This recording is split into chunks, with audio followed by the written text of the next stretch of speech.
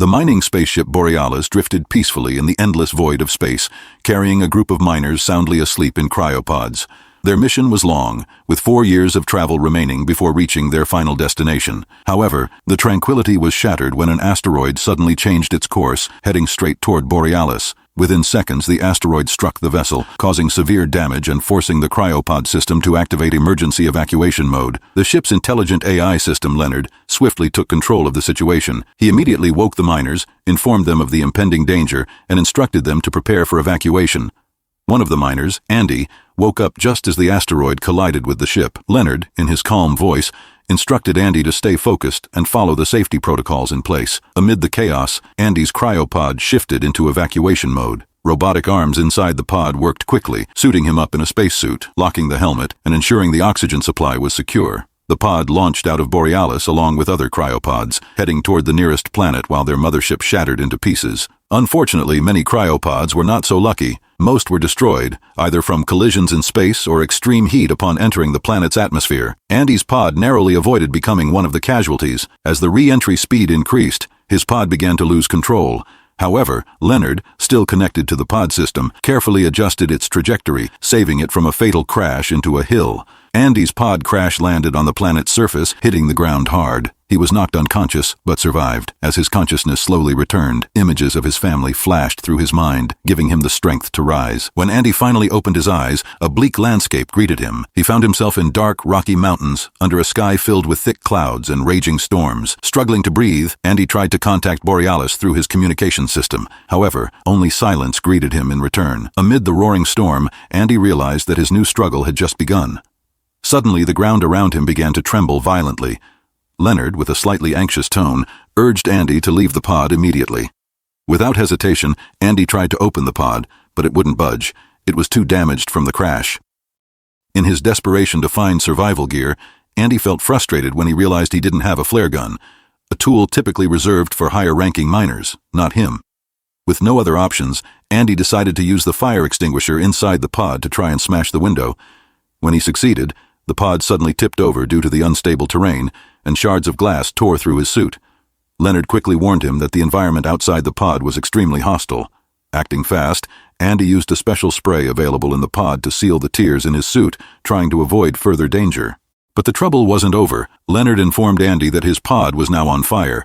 Without hesitation, Andy began digging his way out while clutching his child's toy tightly. As he finally escaped the pod and stepped outside, he saw something that made his heart sink even further. Borealis, the ship that had brought him this far, was now entering the planet's atmosphere. But the ship was already engulfed in flames, and as it crash-landed, it disintegrated completely. The shockwave from the explosion hurled Andy several meters away, but somehow he survived. In his confusion, Andy asked Leonard where they were.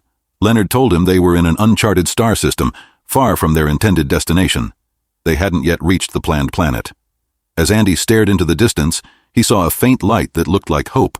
Without hesitation, he decided to walk toward the light, trying to contact anyone over the radio along the way. The journey wasn't easy. Andy stumbled upon the wreckage of Borealis and spotted what appeared to be other groups that had attempted to survive on the planet. He approached one of the lifeless bodies inside a pod and anxiously tried to retrieve the oxygen tank there. But as he looked closer, his fear grew. The oxygen tank was damaged and unusable. Frustrated and overwhelmed, Andy continued his trek toward the light. But as he walked away, the pod he had left behind began showing deeply unsettling signs, blood and claw marks. It was a clear warning. Andy wasn't alone on this alien planet. Finally, after a long walk, Andy arrived at the source of the light and found another survivor named Dwayne. Dwayne seemed overjoyed to see Andy, as if he'd found hope after a long period of isolation. However, Dwayne's mood was somewhat dark, because he had contemplated eating the corpses around him to survive. Dwayne believed that the two of them might be the only survivors. Dwayne then began explaining what had happened. It turned out that the company they worked for had taken a shortcut through an asteroid belt to save fuel, which ultimately caused the collision that destroyed Borealis. Dwayne, who worked in the communications department, planned to send a distress signal to Earth, hoping to request a rescue ship. But there was a huge problem. Dwayne told Andy that the distress signal would take 8 months to reach Earth. Even if the fastest rescue ship, RTS, left immediately, it would still take 2 more years for it to reach them. Dwayne then suggested they head south to find another part of Borealis and establish a base camp there. Although Andy was beginning to lose hope, Dwayne kept trying to encourage him. Dwayne reminded Andy of his resilience and offered him strong motivational words.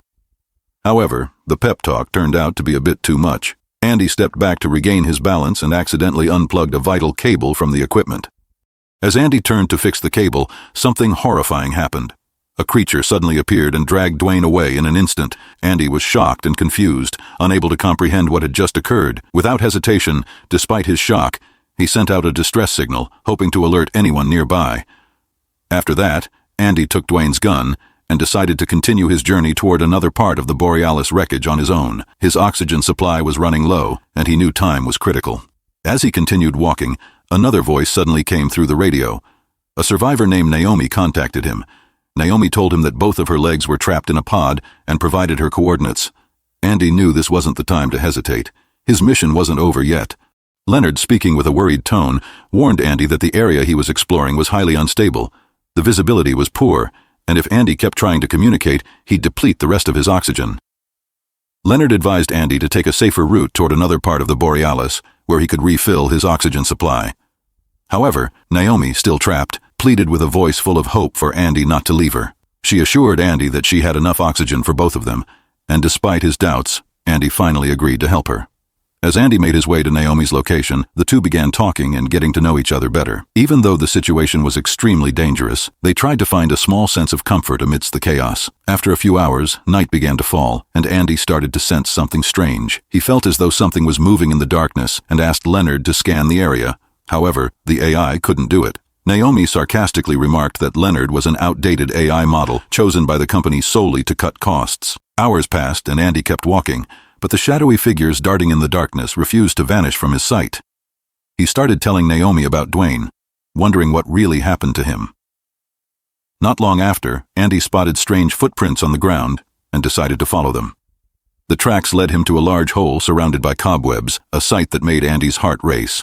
Terrified, Andy informed Naomi about the possible existence of alien spiders on the planet. Naomi, in a flat tone, remarked, "Well, technically we're like spiders too." That managed to make Andy smile a little, even though the situation remained highly tense. Andy began walking faster, feeling increasing danger around him. The cobwebs grew more numerous, adding to the anxiety weighing on his mind. Amid the tension, Naomi asked why Andy chose such a dangerous job. Andy mentioned how hard the job was and admitted that he might be running away from his past. That triggered memories of his wife and son playing together at home, memories that made Andy's heart feel heavier. In a soft voice, Andy told Naomi they had left him. Suddenly, a low growl echoed around them. Andy quickly turned, nervously trying to locate the source of the sound. Leonard, still connected via radio, warned him that the trackers from the deceased crew were closing in on their location. The trackers drew closer, and Andy was shocked to learn they belonged to people who had died in the crash. As the trackers approached, Andy fired a flare gun to signal their position. The flare illuminated the darkness, revealing something horrifying. A giant spider with a scorpion-like tail charging toward him. Panicked, Andy ran as fast as he could to escape, but he lost his footing and fell into an open crevice in the ground. The spider chased him with terrifying speed, its legs moving swiftly and dangerously, intensifying the suspense. Andy struggled with all his might to escape, but eventually fell several meters down the edge of a steep cliff, trapped in an increasingly perilous position. Meanwhile, the giant spider roared in frustration from above but dared not climb down. Andy quickly informed Naomi about the spider and revealed an even more horrifying truth. The trackers closing in on them belonged to the Eaton crew, and all of them were now inside the creature's stomach. The thought sent chills down Andy's spine, but he soon realized another problem. His suit was torn, and his oxygen was depleting. Using the last of his spray sealant, Andy patched his suit, trying to survive amid the chaos. Suddenly, Dwayne's voice came through the radio. Dwayne told Andy and Naomi that he was battling the giant spider. Naomi quickly suggested Andy help Dwayne, though Andy hesitated. Dwayne has more oxygen, Naomi pointed out, giving a compelling reason. The problem was, Andy's GPS had malfunctioned after his fall, so Naomi carefully guided him to Dwayne's location over the radio. After some time, Andy finally saw Dwayne's flare in the distance and rushed toward it. However, he found Dwayne under attack. Dwayne shouted that he had a plan, but before he could do anything, a giant spider leaped at him and attacked him instantly. Andy hid behind a pod, powerless, forced to listen as the spider devoured Dwayne. At that moment, another spider began sniffing around for Andy, and fear started to take hold, but Naomi quickly turned on the lights in a nearby pod, diverting the creature's attention. Taking advantage of the distraction, Andy ran and hid in another pod, only to discover something horrifying inside, a decayed body. Andy immediately asked Naomi to turn off the lights in the pod, but she had another idea. She turned on all the pod lights at once, drawing every spider's attention to them and giving Andy a chance to escape.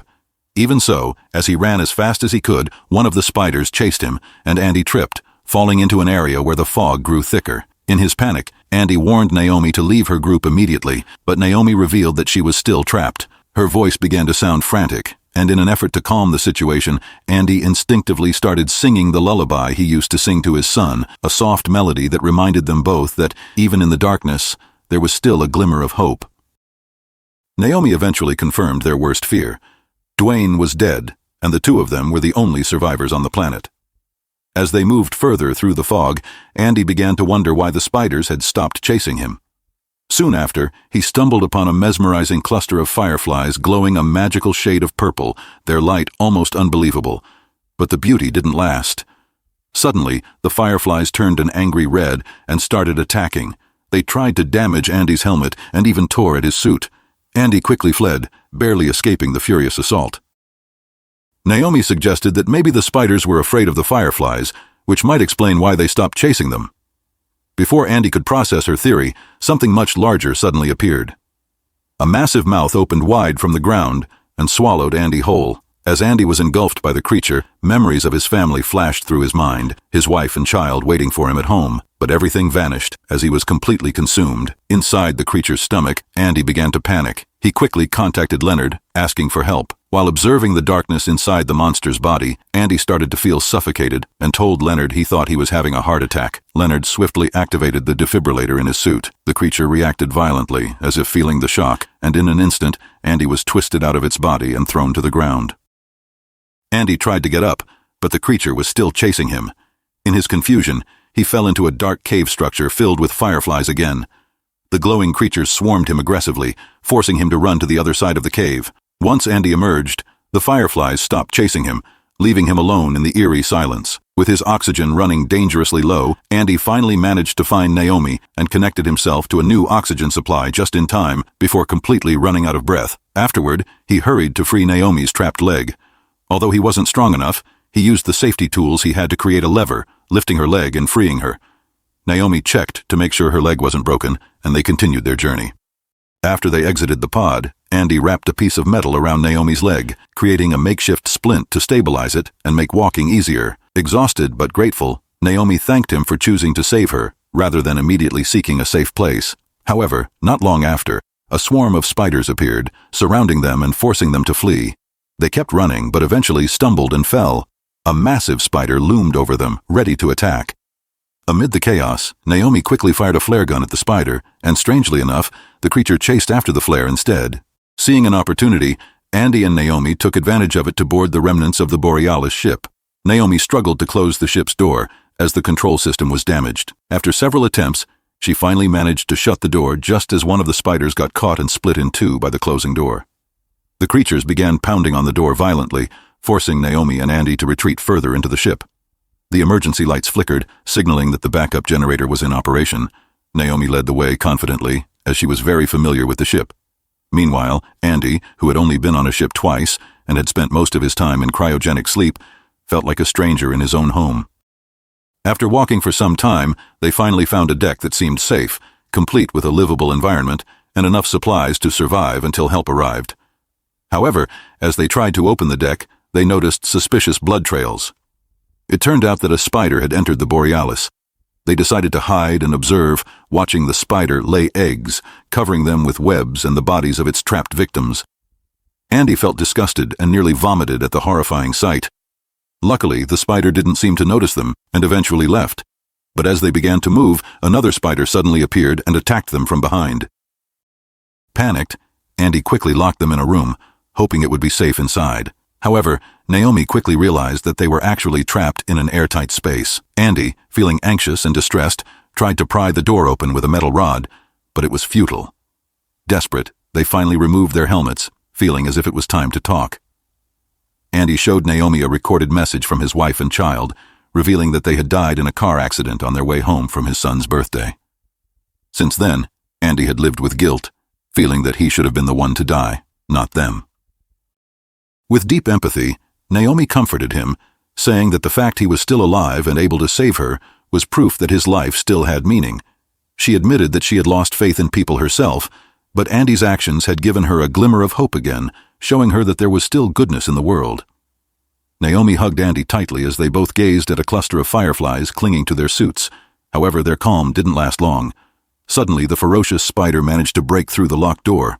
Without hesitation, Naomi threw the fireflies at the creature, and strangely, the spider backed away momentarily. Seizing the opportunity, the two of them ran as fast as they could, but nearly fell into the cargo hold. The spider didn't relent, quickly attacking them again and causing them to tumble into a room.